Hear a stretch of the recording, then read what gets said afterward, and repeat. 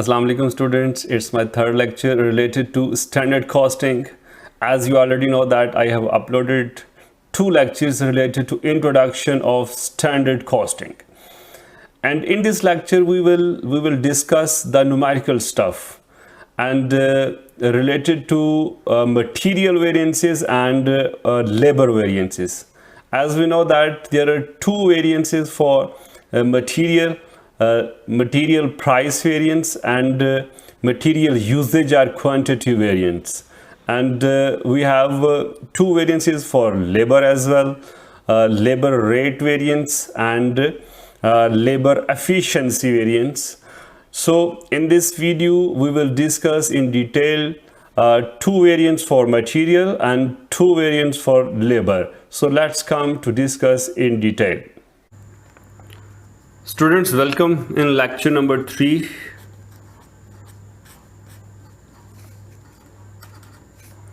Standard costing.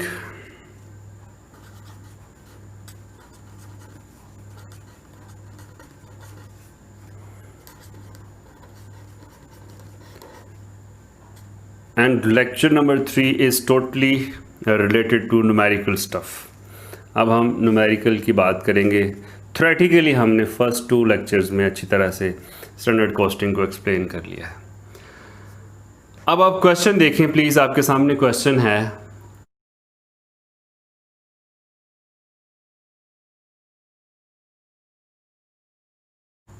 Question को read out करने के बाद हमें सबसे पहली जो चीज़ यहाँ पर लिखनी है उसमें हेडिंग देनी है आपने अवेलेबल डेटा. यानी क्वेश्चन को गौर से पढ़ने के बाद इसको आप राइट डाउन कर लें तो ज़्यादा मुनासिब है, ताकि आपके सामने रहेगा. ABC company produces a single product. The standard cost for 1 unit of a product, आपको याद है कि हम वैसे स्टैंडर्ड कॉस्ट 1 यूनिट के लिए होती है, are as follows. Direct material 6 kgs at ₹0.50 per kg. तो मैं सबसे पहले यहाँ पर पॉइंट लिखना चाहूँगा.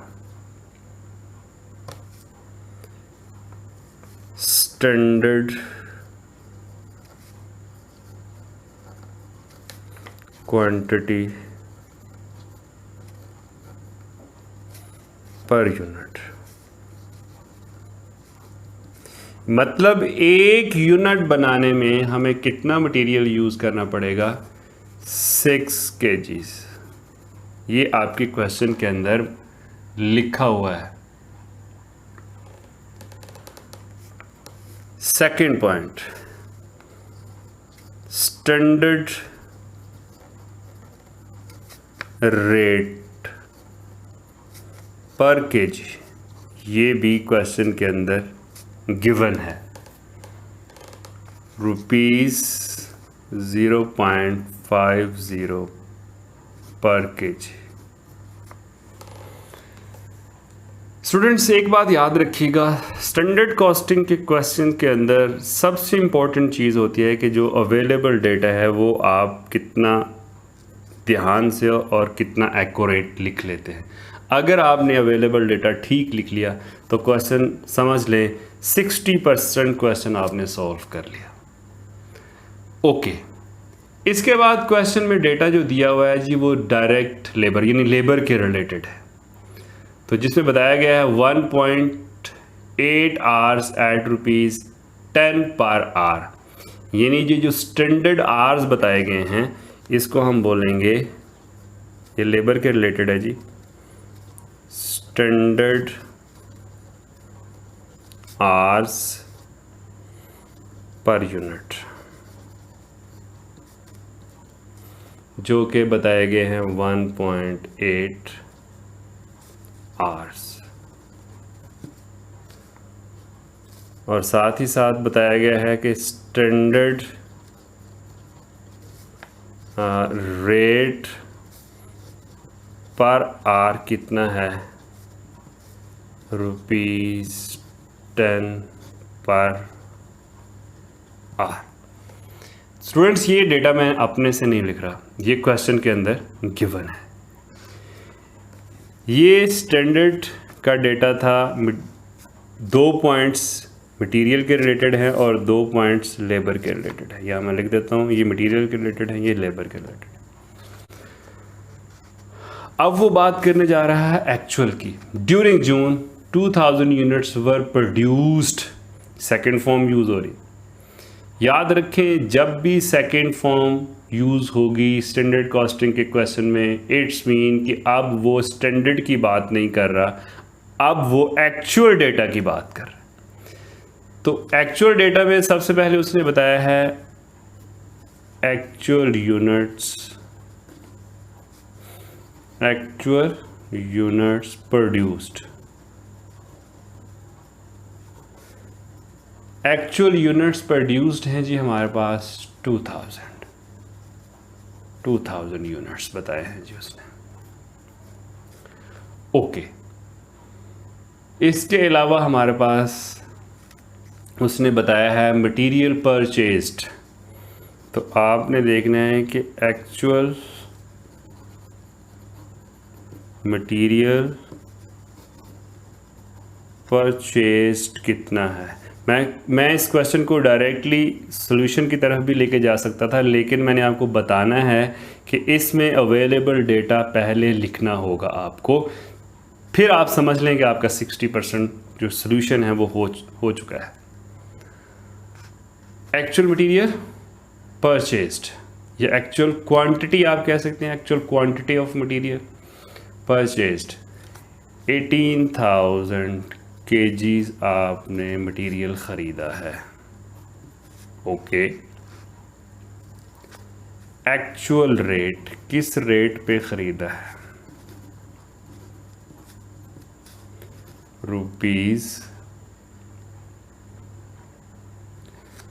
₹0.60 पर kg, ये भी गिवन है। फिर एक्चुअल क्वांटिटी ऑफ मटेरियल, जब भी क्वांटिटी की बात होगी तो मटेरियल की होगी। एक्चुअल क्वांटिटी ऑफ मटेरियल आप कह सकते हैं यूज्ड,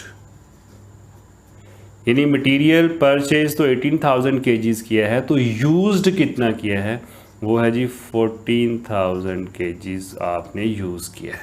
राइट, बिल्कुल ठीक है जी। इसके बाद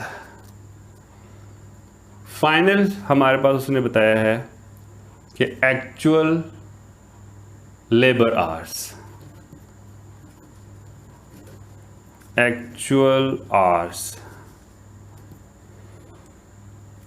4,000 आवर्स एक्चुअली काम किया गया है और एक्चुअल रेट कितना है पर आवर, ये है जी ₹9.75 पर आवर। देखिए स्टूडेंट, जो क्वेश्चन मैंने आपको दिखाया है उसी क्वेश्चन में से ये सारी की सारी इन्फॉर्मेशन हमने ली हैं। ये जो इन्फॉर्मेशन इस साइट पर है ये स्टैंडर्ड्स के रिलेटेड है और ये जो इन्फॉर्मेशन है ये एक्चुअल डेटा के रिलेटेड है। यानी ये हमने स्टैंडर्ड्स बनाए थे और ये हमारे एक्चुअल डेटा है, दोनों ही क्वेश्चंस के अंदर अवेलेबल हैं।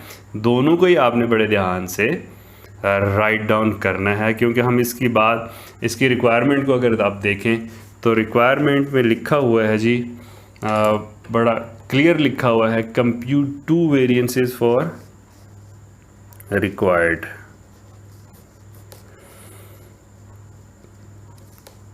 कैलकुलेट 2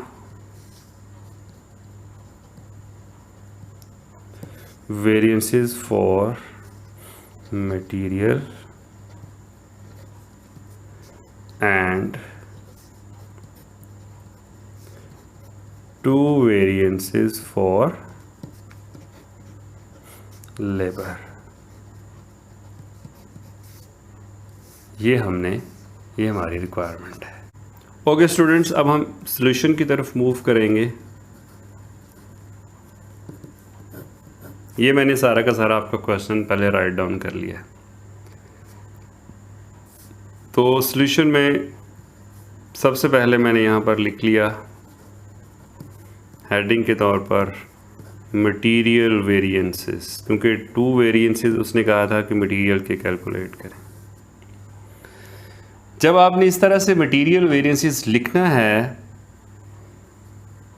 तो आपने जनाब इस तरह से फॉर्मेट ड्रॉ करना है, जो कि हर क्वेश्चन के लिए अब सिमिलर फॉर्मेट यूज़ हम करेंगे।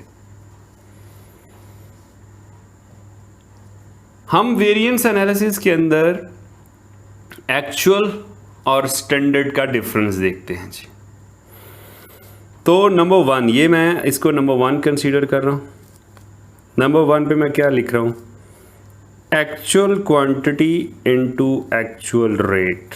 Actual quantity of what? Actual quantity of material, definitely.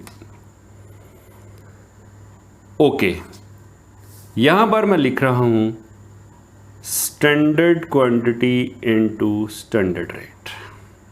Of course students, हमने एक्चुअल, ये दोनों ही एक्चुअल हैं, ये दोनों ही स्टैंडर्ड्स हैं। हमने एक्चुअल को स्टैंडर्ड से कंपेयर करना। अच्छा जी, अब जब हम एक्चुअल और स्टैंडर्ड को कंपेयर करेंगे तो ये जो हमारा मटेरियल का वेरिएंस आएगा, इसको हम बोलेंगे टोटल वेरिएंस। ये पॉइंट अच्छी तरह समझना स्टूडेंट्स को। इसको क्या हम बोलेंगे? It is our total variance, मतलब एक्चुअल और स्टैंडर्ड को कंपेयर कर लिया। लेकिन आपको याद होगा कि हमने कहा था मटेरियल में हमारे पास 2 वेरिएंसेस होंगे। एक प्राइस वेरिएंस, जिसके लिए हम रिस्पॉन्सिबल ठहराएंगे परचेज डिपार्टमेंट को, और एक हमारे पास क्वांटिटी वेरिएंस होगा जिसमें हम प्रोडक्शन डिपार्टमेंट को रिस्पॉन्सिबल ठहराएंगे for any kind of variance. लेकिन यहाँ पर क्या है? यहाँ पर तो एक ही वेरिएंस आएगा, टोटल वेरिएंस। टोटल वेरिएंस के अंदर प्राइस वेरिएंस भी होता है और क्वांटिटी वेरिएंस भी होता है। लेकिन यहाँ पर हमें टोटल वेरिएंस नहीं चाहिए। हमें क्या चाहिए? हमें प्राइस वेरिएंस अलग चाहिए और हमें क्वांटिटी वेरिएंस सेपरेटली चाहिए।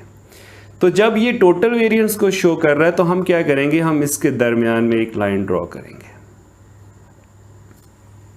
सेपरेट करने के लिए, जिसमें से ये दोनों एक्चुअल हैं, ये दोनों स्टैंडर्ड्स हैं। तो एक एक्चुअल, यहाँ से एक एक्चुअल उठा लेते हैं, एक्चुअल क्वांटिटी, और यहाँ से एक स्टैंडर्ड उठाते। अगर हम स्टैंडर्ड क्वांटिटी होगी तो ये दोनों सिमिलर हो जाएंगी। एक्चुअल क्वांटिटी, दोनों ही क्वांटिटीज नहीं हम यहाँ पर लिख सकते, एक क्वांटिटी एक रेट। तो दूसरी चीज़ क्या आएगी? Standard rate. अब क्या होगा? ये बेसिकली कहलाता है 3 लाइन मेथड, 1, 2 and 3। इस मेथड को क्या बोलते हैं? 3 line method to calculate variances. अब होगा क्या? अब हम इसको और इसको कंपेयर कर लेंगे, इसको इसको कंपेयर कर लेंगे। वो हम कंपेयर कर लेते हैं। पहले हमें क्या करना है? पहले हमें देखना है कि हमारे पास अवेलेबल डेटा क्या है। अब स्टूडेंट्स नोट कीजिएगा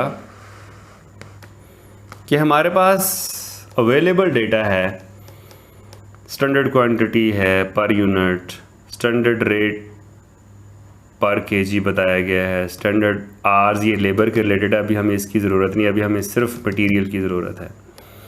यहाँ पर एक्चुअल यूनिट्स प्रोड्यूस्ड बताए गए हैं, यहाँ पर हमें एक्चुअल मटेरियल परचेज्ड बताया गया है। जितना हमने परचेज़ किया और जितना हमने यूज़ किया वो दोनों सेपरेटली बताए गए हैं। ये हमारे पास एक्चुअल रेट भी है, सारा डेटा आपके सामने है। तो मैं यहाँ पर अब इसी डेटा को इस फॉर्मेट के अंदर पुट करने जा रहा हूँ।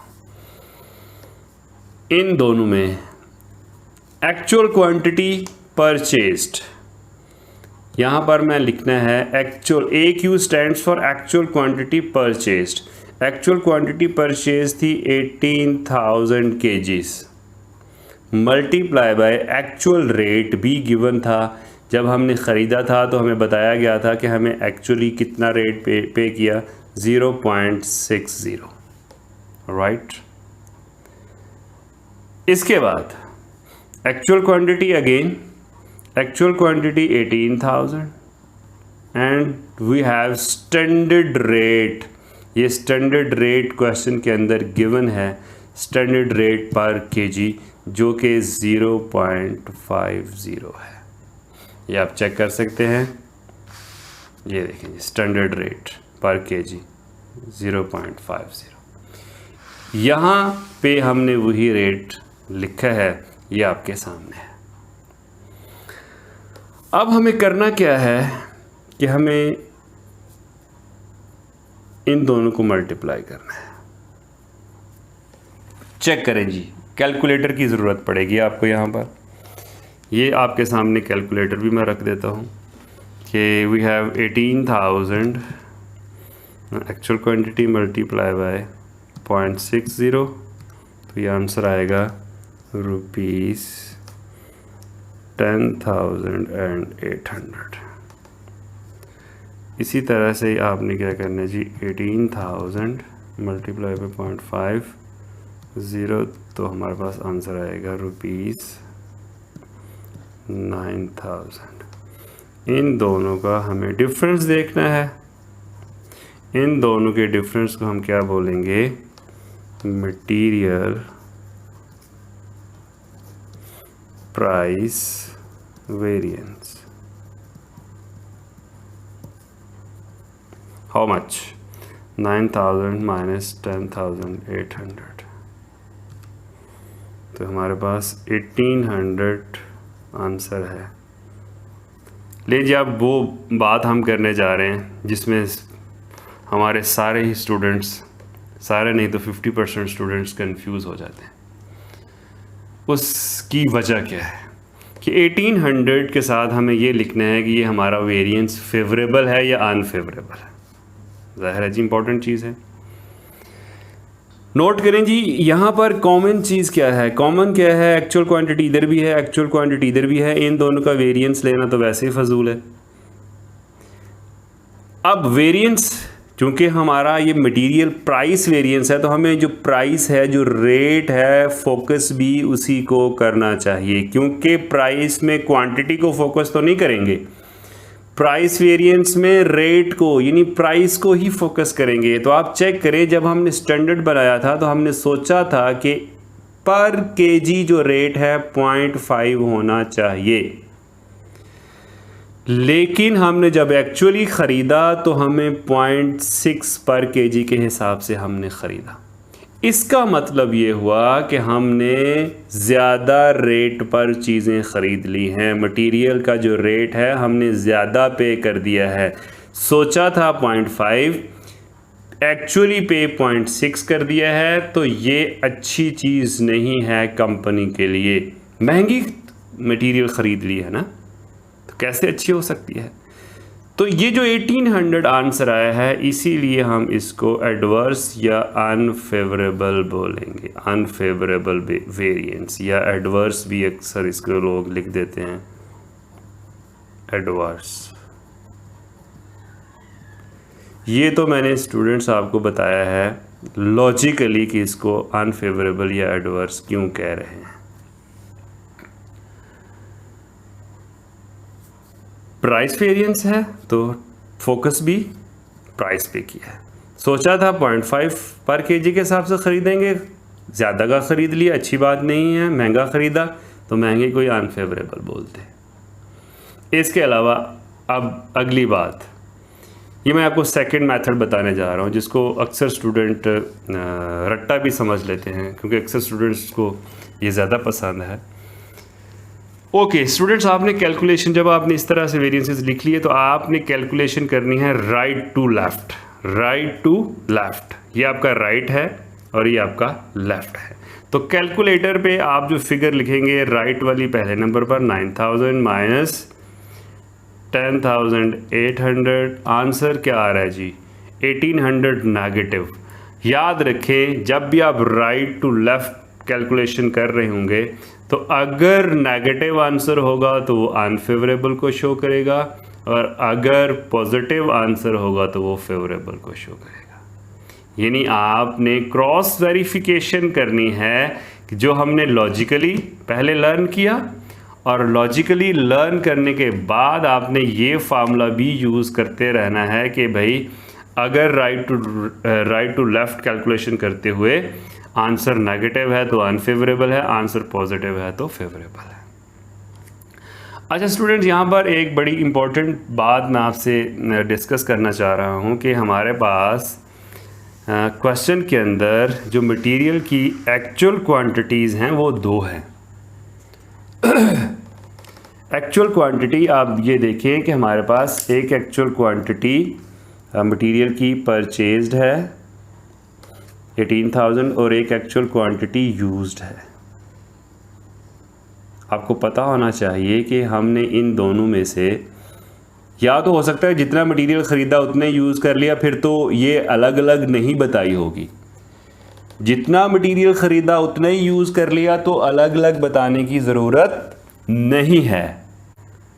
जितना मटेरियल ख़रीदा और जितना मटेरियल यूज़ किया दोनों अगर इक्वल हैं तो फिर तो टेंशन नहीं है। लेकिन अभी मैंने प्राइस वेरिएंस कैलकुलेट करते हुए मैंने जो मटेरियल ख़रीदा है एक्चुअल क्वांटिटी की जगह पर जो मटेरियल परचेज़ किया है 18,000 मैंने उसको यूज़ किया है, क्योंकि जो प्राइस वेरिएंस है जितना भी आप ख़रीदते वक्त क्वांटिटी को यूज़ कर रहे हैं, जितनी आप ख़रीदते वक्त क्वांटिटी परचेज़ कर रहे हैं उसी को हम यूज़ कर सकते हैं। लेकिन अगर मुझे क्वांटिटी वेरिएंस देखना है, याद रखिएगा स्टूडेंट्स, क्वांटिटी वेरिएंस में मुझे यहाँ पर इन दोनों का डिफरेंस लेना है और आपको पता होना चाहिए यहाँ पर भी एक्चुअल क्वांटिटी आ रही है। अब यहाँ पर जब मुझे क्वांटिटी वेरिएंस लेना है तो क्वांटिटी वेरिएंस का मतलब है मटेरियल यूज़ कितना हुआ है। क्वांटिटी का मतलब यहाँ पर लिया जा रहा है जो क्वांटिटी वेरिएंस है कि मटेरियल आपने यूज़ कितना किया है। तो अगर हमारे पास क्वेश्चन के अंदर मटेरियल की क्वांटिटी जो परचेज्ड है वो अलग दी हो, यूज्ड अलग दी हो, तो आपने जो मटेरियल यूज्ड वाली क्वांटिटी एक्चुअल है वो यहाँ पर यूज़ करनी है। यहाँ पर फिर एक्चुअल क्वांटिटी यूज्ड वाली आएगी, परचेज्ड वाली नहीं आएगी। ये मैंने जानबूझकर दोनों को सेपरेट रखा है ताकि आपकी अंडरस्टैंडिंग के लिए।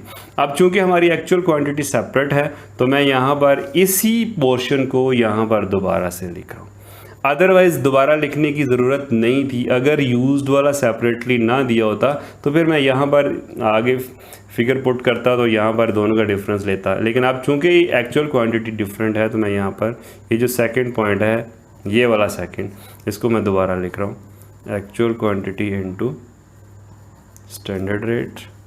और 3 वाला क्या था, standard quantity into standard rate. Okay, ये एक टेक्निकल पॉइंट अभी तक इस क्वेश्चन में आया जो मैंने आपको बता दिया। अब सेकंड टेक्निकल पॉइंट इस क्वेश्चन में आ रहा है कि हमें स्टैंडर्ड क्वांटिटी कैसे कैलकुलेट करनी है। इस क्वेश्चन में जो स्टैंडर्ड क्वांटिटी गिवन है that is 6 kgs for 1 unit. एक यूनिट के लिए 6 kg स्टैंडर्ड बताया गया है, एक यूनिट के लिए। लेकिन अब हमने एक यूनिट तो नहीं बनाई, हमने कितनी यूनिट्स बनाई हैं, हमने तो 2000 यूनिट्स बनाई हैं। एक यूनिट के लिए तो 6 kg it's okay, but when we are producing 2000 units तो हमें 2000 यूनिट्स के लिए स्टैंडर्ड क्वांटिटी को देखना है। तो मैं आपको एक फार्मूला बता रहा हूँ कि हमेशा स्टैंडर्ड क्वांटिटी कैलकुलेट करने के लिए आपने ये फार्मूला यूज़ करना है कि जिसमें हम क्या किया करेंगे, actual units produced multiply by standard quantity per unit.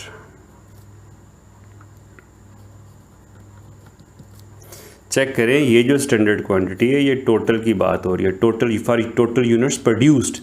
ये जो स्टैंडर्ड क्वांटिटी लिखी गई है ये एक यूनिट की है, ये दोनों को मिक्स नहीं करना आपने।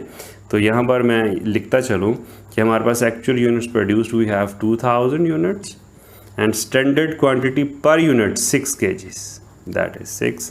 तो आप क्या करेंगे जी, मल्टीप्लाई करेंगे 2000 into 6, 12,000 kgs।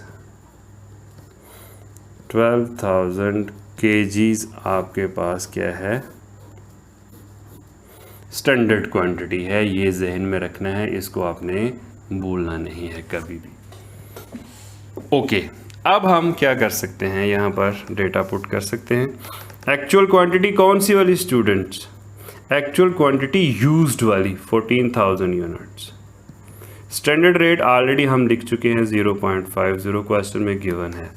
स्टैंडर्ड क्वांटिटी अभी आपने वर्किंग में कैलकुलेट की है, मैं यहाँ पर बताता चलूँ, ये आपके सामने है जी, ये देखें जी, स्टैंडर्ड क्वांटिटी आपने यूज़ की है। तो यहाँ पर स्टैंडर्ड क्वांटिटी कितनी लिखेंगे, 12,000 multiply by standard rate 0.50, multiply करें जी, 14,000 into 0.50 rupees 7,000, 12,000 multiplied by 0.50, that will be 6,000. Difference of these 2 points, इसको हम बोलेंगे मटीरियल यूजेज या क्वांटिटी वेरिएंस। कितना वेरिएंस है, ₹1000। क्या बोले, फेवरेबल अनफेवरेबल? दोबारा से पहले टेक्निकली देख लेते हैं, और दूसरा फार्मूला तो वैसे मैंने आपको बता ही दिया है, राइट टू लेफ्ट फार्मूला मैंने आपको वैसे ही बता दिया है। पहले इसको टेक्निकली देख लेते हैं। देखिए जी, फोकस है क्वांटिटी। क्वांटिटी का मतलब ये है कि अब हम रेट पे फोकस नहीं करेंगे, क्वांटिटी पे फोकस करेंगे। देखिए जी, यहाँ पर रेट वैसे ही दोनों साइड पे स्टैंडर्ड रेट ये दोनों साइड पे कॉमन है। तो 0.50 में से 0.50 माइनस करेंगे तो आंसर तो 0 ही आएगा। इसको देखने का कोई फ़ायदा नहीं है। ओके, हमारा टारगेट क्या होना चाहिए? हमारा टारगेट होना चाहिए क्वांटिटी। हमने सोचा था कि 2000 यूनिट्स बनाने के लिए जो हमने एक्चुअली बनाए हैं उसमें 12,000 kgs मटेरियल यूज़ होगा। 12,000 kgs मटेरियल यूज़ होगा फॉर 2000 यूनिट्स।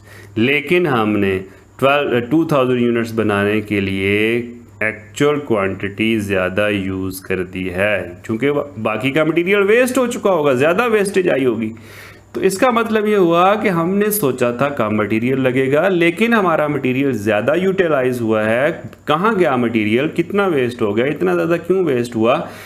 तो ये हमारी कंपनी के लिए अच्छी चीज़ नहीं है। हमारा मटेरियल बहुत ज़्यादा वेस्टेज हो चुका है। तो अब ये जो 1000 है ये अनफेवरेबल वेरिएंस कंसीडर होना चाहिए। Unfavourable variance, got my point? Unfavourable variance. Right to left जाएंगे तो वो तो 6000 आपको पता ही है, माइनस 7000, 1000 नेगेटिव है तो अनफेवरेबल तो है ही है, लेकिन टेक्निकली भी आपको पता होना चाहिए।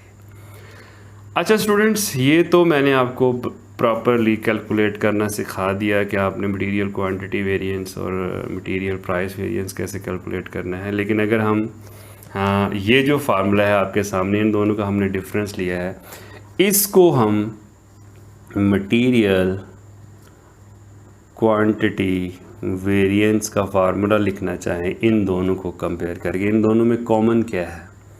इन दोनों में कॉमन है जी स्टैंडर्ड रेट। तो मैं इसको लिख सकता हूँ standard rate into actual quantity minus standard quantity. ये फार्मूला भी आप यूज़ कर सकते हो for the calculation of material quantity variance. Basically हमने उसी को यहाँ पर एक और तरह से इसकी प्रेजेंटेशन कर दिया है कि हम इस तरह से भी इसको यूज़ कर सकते हैं। असल में तो डिफरेंस इन दोनों का देखना है, जो इन दोनों का डिफरेंस होगा, क्योंकि हमारा फोकस किस पे है? क्वांटिटी पे। तो ये देखें, हमने क्वांटिटी का डिफरेंस लिया है। रेट का डिफरेंस तो लेना बनता ही नहीं है, क्योंकि रेट दोनों साइड पर सिमिलर है। ये बड़ी इंपॉर्टेंट बात है।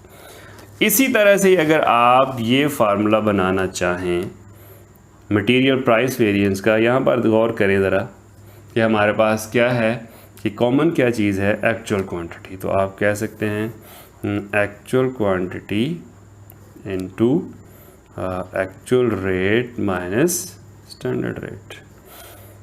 क्योंकि ये प्राइस वेरिएंस को शो कर रहा है तो हमारा टारगेट भी क्या है, प्राइस। क्वांटिटी दोनों साइड पर सिमिलर है, दैट्स वाई उसको फोकस करने की ज़रूरत नहीं है। तो ये फार्मूला भी आप यूज़ कर सकते हो और दूसरी साइड पे आप इसके लिए मटेरियल क्वांटिटी वेरिएंस के लिए ये फार्मूला यूज़ कर सकते हो। लेकिन अगर आपसे टोटल वेरिएंस रिक्वायर कर लिया जाए, what is the total variance, तो हम क्या करेंगे, हम इन दोनों वेरिएंसेस को कंबाइन कर देंगे। 18,000 प्लस 1,000 जो वेरिएंस है, और बाई चांस दोनों ही अनफेवरेबल हैं तो मैं यहाँ पर लिखता चलूँ material total variance is equal to 18,000 A in adverse plus 1,000 A. तो ये बन जाएगा 18,000 नहीं सॉरी 1800 है ये, तो दोनों को ऐड करेंगे तो ये बन जाएगा 2800 ए। ये दोनों ऐड क्यों हो गए हैं, क्योंकि दोनों ही नेगेटिव हैं, नेगेटिव नेगेटिव ऐड ही होगा। अगर एक फेवरेबल होता है एक अनफेवरेबल होता है तो फिर ये दोनों ऐड नहीं हो सकते थे। ये पॉइंट ख्याल रखिएगा स्टूडेंट्स। तो इस तरह से हम मटेरियल टोटल वेरिएंस भी कैलकुलेट कर सकते हैं। Hope you understand properly material variances. मैं आपको दोबारा से एक बात बताना चाहता हूँ कि ये जो हमने सेपरेटली यहाँ पर अलग से लिखना पड़ा, इसको नीचे लेके आना पड़ा, ये इस वजह से लाना पड़ा क्योंकि मटेरियल यूज्ड सेपरेटली दिया हुआ था और मटेरियल परचेज्ड सेपरेटली दिया हुआ था। अगर परचेज्ड और यूज्ड की क्वांटिटी सेम होती तो ये चीज़ दोबारा से आपको सेपरेट ना लिखना पड़ती, ये वही वाली होती। तो फिर हम ये उठा के सिंपली इधर लिख लेते, फिर इन दोनों का डिफरेंस और इन दोनों का डिफरेंस लेते, यहाँ पर क्वांटिटी वेरिएंस आ जाता और यहाँ पर प्राइस वेरिएंस आ जाता। ये सेपरेट लिखने की वजह ही ये है कि ये हमें यूज्ड वाली क्वांटिटी अलग से दी हुई थी।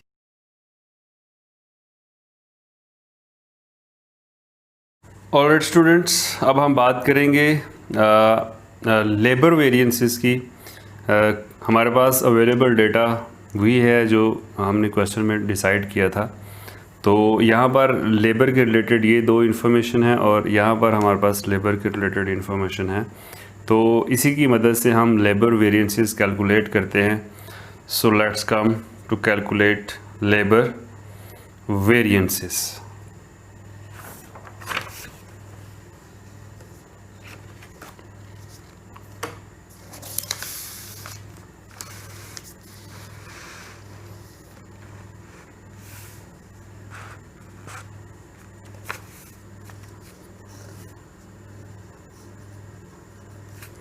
लेबर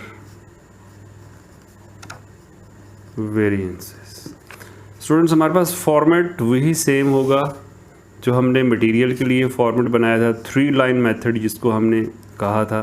तो यहाँ पर लेबर वेरिएंसेस के अंदर भी हम 3 लाइन मेथड को ही यूज़ करेंगे।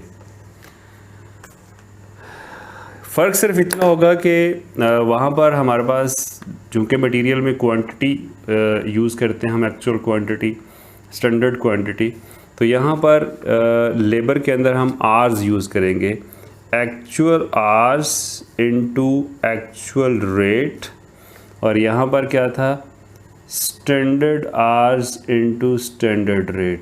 आपको याद होगा कि मटेरियल में हमने यहाँ स्टैंडर्ड क्वांटिटी लिखी थी और स्टैंडर्ड क्वांटिटी की कैलकुलेशन के लिए मैंने आपको एक फार्मूला भी बताया था। यहाँ हमारे पास वहाँ एक्चुअल क्वांटिटी थी क्योंकि मटेरियल के लिए क्वांटिटी यूज़ होती है, यहाँ पर हम एक्चुअल आवर्स यूज़ कर रहे हैं क्योंकि लेबर के लिए हमारा फोकस आवर्स पे होता है। और यहाँ पर मिक्सचर होगा इन दोनों का, यहाँ पर दोनों एक्चुअल है, यहाँ पर दोनों स्टैंडर्ड हैं, और यहाँ पर एक एक्चुअल और एक स्टैंडर्ड, मतलब actual hours into standard rate.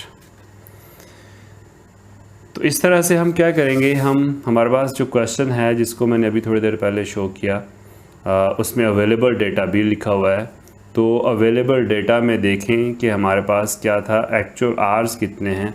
Actual hours question में गिवन है, जैसे कि मैं आपको यहाँ पर शो कर दूँ कि ये हमारे पास एक्चुअल आवर्स गिवन हैं। एक्चुअल आवर्स 4000 हैं और एक्चुअल रेट भी हमारे सामने 9.75 है। और स्टैंडर्ड आवर्स पर यूनिट, यानी एक यूनिट के लिए स्टैंडर्ड आवर्स दिए हुए हैं। जिस तरह से स्टैंडर्ड क्वांटिटी पर यूनिट दी हुई थी 6 kgs, इसी तरह स्टैंडर्ड आवर्स पर यूनिट दिए हुए हैं। वही वाला फार्मूला यूज़ करते हुए हम अपने स्टैंडर्ड आवर्स टोटल कैलकुलेट करेंगे, क्योंकि ये स्टैंडर्ड आवर्स एक यूनिट के लिए, हमें एक यूनिट के लिए नहीं चाहिए, हमें कितने यूनिट्स के लिए चाहिए, 2000 यूनिट्स के लिए, क्योंकि हमने एक्चुअली 2000 यूनिट्स प्रोड्यूस किए हैं। तो ये हमारे पास अवेलेबल डेटा है जी स्टूडेंट्स। अब मैं इस डेटा को पुट करता हूँ। ये जो हमने फॉर्मेट बनाया है, we have actual hours 4000 hours into actual rate 9.75। Similarly हम क्या करेंगे, एक्चुअल आवर्स 4000 वही वाले, and we have standard rate. Standard rate question में गिवन है जी 10 पर आवर। ओके, इसी तरह स्टैंडर्ड आवर्स की कैलकुलेशन के लिए मैं यहाँ पर वर्किंग शो कर देता हूँ, जिस तरह से पहले भी शो की थी। For the calculation of standard hours in total is equal to, formula क्या होगा, actual units produced multiply by standard hours per unit. Material के लिए भी हमने यही फार्मूला यूज़ किया था। वहाँ पर स्टैंडर्ड क्वांटिटी पर यूनिट था, यहाँ पर स्टैंडर्ड आवर्स पर यूनिट है, क्योंकि लेबर के लिए हम बात कर रहे हैं। इतना सा डिफरेंस है ये स्टैंडर्ड आवर्स की कैलकुलेशन के लिए। याद रखिएगा, ये जो स्टैंडर्ड आवर्स एक यूनिट के लिए है, हमें एक यूनिट के लिए नहीं चाहिए, हमें तो एक्चुअल यूनिट्स प्रोड्यूस के लिए चाहिए होता है। दैट्स वाई हमें स्टैंडर्ड को कन्वर्ट करना होता है। तो actual units produce we have 2000 multiply by standard hours per unit 1.8 hours. Multiply करेंगे तो हमारे पास टोटल आवर्स आ जाएंगे। 2000 इंटू 1.8, 3600।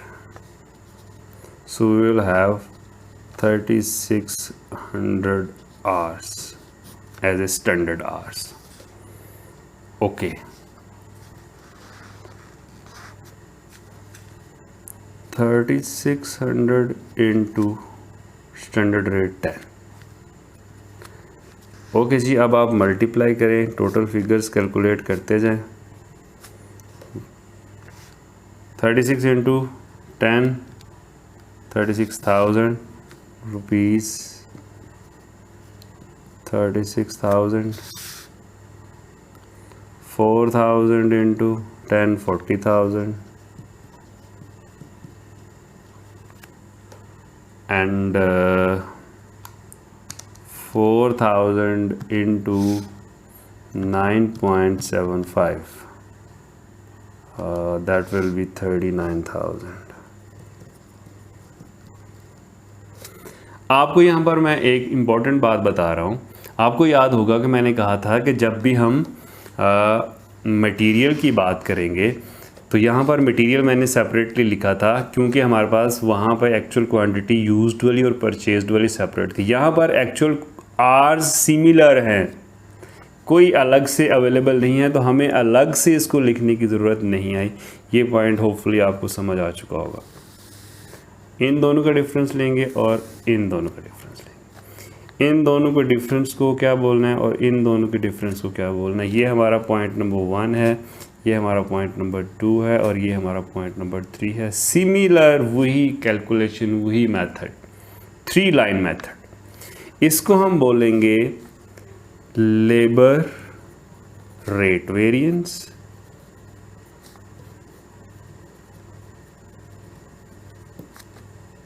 कितना होगा जी, 40,000 माइनस 39,000, डिफरेंस तो आ रहा है 1,000। फेवरेबल कहना है अनफेवरेबल कहना है, ये अब आपको पता होना चाहिए।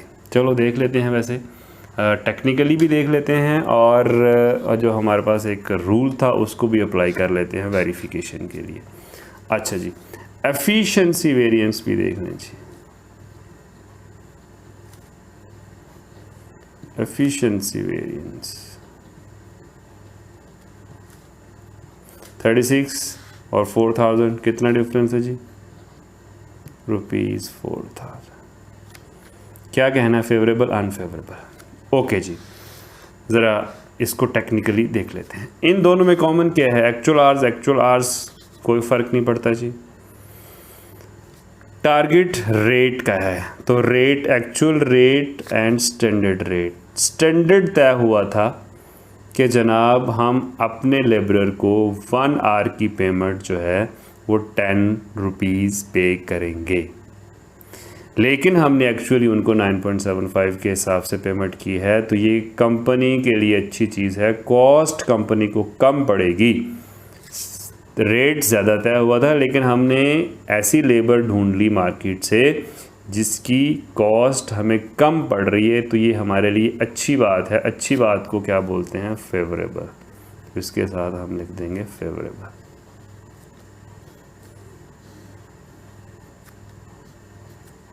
ओके, अब वही वाला मेथड भी आप यूज़ कर सकते हैं। 40,000 राइट टू लेफ्ट फार्मूला, इसको क्या बोलते हैं? Right to left formula. 40,000 minus 39,000 positive answer आएगा। पॉजिटिव आएगा तो मैंने कहा था फेवरेबल होगा। ओके, अब हम इन दोनों का डिफरेंस देख लेते हैं जी। राइट टू लेफ्ट फार्मूला लगाएंगे तो 4,000 नेगेटिव ही आ रहा है, तो ये अनफेवरेबल होना चाहिए। कैसे? इन दोनों में सिमिलर क्या है? Standard rate. फ़र्क क्या है जी? Actual hours, standard hours. हमने सोचा था कि हम 3600 आवर्स में कितने यूनिट्स बना देंगे? 2000 यूनिट्स बना देंगे। हमने सोचा था कि 3600 आवर्स में 2000 यूनिट्स बना देंगे, लेकिन हमने वो 2000 यूनिट्स एक्चुअली कितने आवर्स में बनाए हैं? 4000, यानी ज़्यादा आवर्स लिए हैं। एफिशिएंसी डाउन है हमारी, कि हमें जो काम 3600 आवर्स में करना चाहिए था वो हमने 4000 आवर्स में किया। मतलब ज़्यादा आवर्स में हमने वो काम किया, ज़्यादा टाइम हमने स्पेंड कर दिया, एफिशिएंसी हमारी डाउन होगी। तो एफिशिएंसी डाउन होगी तो वो अनफेवरेबल होना चाहिए। That's why 4000 unfavourable. Got my point? ये 4000 हमारा जो आंसर है ये अनफेवरेबल को शो कर रहा है। क्यों? क्योंकि आपके सामने है, और राइट टू लेफ्ट मेथड भी आपको मैं बता चुका हूँ। अच्छा, इसका शॉर्टकट फार्मूला भी बनाना चाहे एफिशिएंसी वेरिएंस का, जैसे मैंने पहले बताया था। इन दोनों में कॉमन चीज़ क्या है? Standard rate. तो एफिशिएंसी वेरिएंस को आप इस तरह से भी लिख सकते हो, standard rate into actual hours minus standard hours. ये फार्मूला भी अप्लाई करोगे तो आपका आंसर वही आएगा जो आपने यहाँ पर कैलकुलेट किया है। सिमिलरली आप ये फार्मूला भी जनरेट कर सकते हो। लेबर रेट वेरिएंस का क्या फार्मूला होगा? कॉमन क्या है जी? Actual hours into actual rate minus standard rate. तो इस तरह से ये फार्मूला भी आप कह सकते हो कि यूज़ कर सकते हो। डन? ओके, अब अगर लेबर आपसे पूछा जाए कि लेबर टोटल वेरिएंस कितना है, ये तो अलग अलग आपने बताया है ना, तो हम वो भी कैलकुलेट कर सकते हैं। लेबर ओवरऑल या टोटल वेरिएंस।